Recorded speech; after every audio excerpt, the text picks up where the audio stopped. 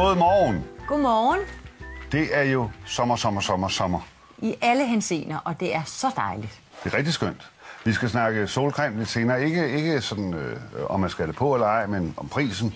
Men Pia og Per har været en tur rundt i verden og finde nogle billeder, som fortæller lidt om, hvordan de klarer sommeren andre steder. Overfyldte strande, så kan man bare gå i svømmehallen, som her i Japan, for eksempel, hvis I ser på det billede.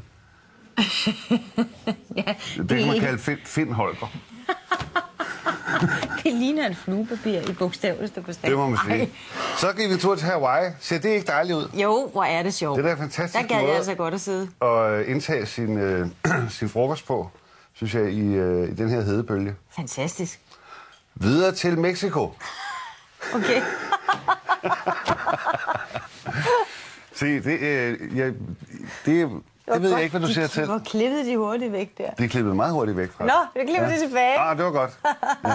Det er fordi, det er en misundelig herre, der sidder ude og styrer billederne. Så tager vi til Karibien. Ja, Ikke? er det en abe? Nej.